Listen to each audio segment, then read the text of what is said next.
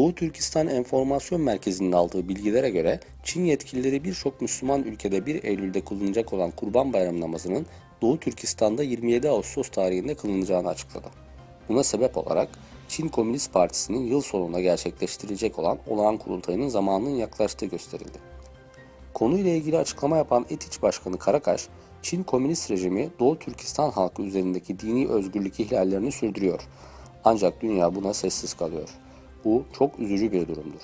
Çin, Kurban Bayramı namazının ne zaman kılınacağını belirleyemez, belirleme yetkisi de yok. Bu ancak dini kurallara göre belirlenir. Bu siyasi baskıdan başka bir şey değil.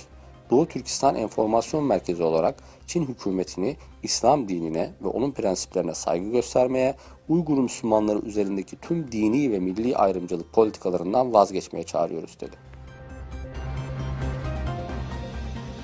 Guangdong eyaletindeki Çin gümrük yetkilileri Shenzhen ve Xiamen kentlerinde merkezleri bulunan 4 firmaya yaptığı baskında 20 kişiyi gözaltına aldı. Ayrıca baskında 600 ton kaçak elektronik sigara yağı ele geçirildiği belirtildi. Washington, Kuzey Kore rejimini destekleyen Rusya ve Çin'den 10 şirketle 6 kişiye yaptırım uygulanacağını ilan etti. Aynı zamanda Pentagon, Kuzey Kore'nin kıtalar arası balistik füze denemelerinin ardından müttefiki Güney Kore ile yıllık ortak askeri tatbikata başladı. Amerika Birleşik Devletleri Başkanı Trump'ın Afganistan konusundaki yeni savaş stratejisini açıklarken Pakistan'ı uyarması sonrası Çin Dışişleri'nden açıklama geldi. Sözcü Hua Chunying, uluslararası toplumun Pakistan'ın terörle mücadelesini tamamen tanıması gerektiğine inanıyoruz dedi.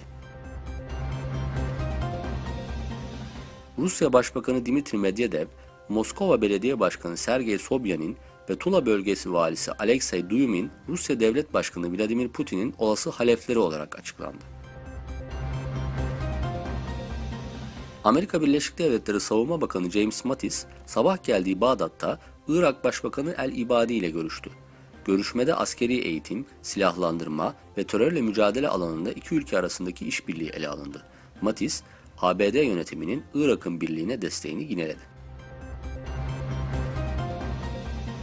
22 Ağustos tarihinde Kazakistan'ın Cholpon-Ata'da düzenlenen Isıkgöl 2017 4. Ekonomik Forumu sırasında Kırgızistan'la Kazakistan, Kazak tarafının ülkeye 100 milyon dolar tutarında yardım sağlaması ile ilgili ayrıntılı bir anlaşmayı imzaladı.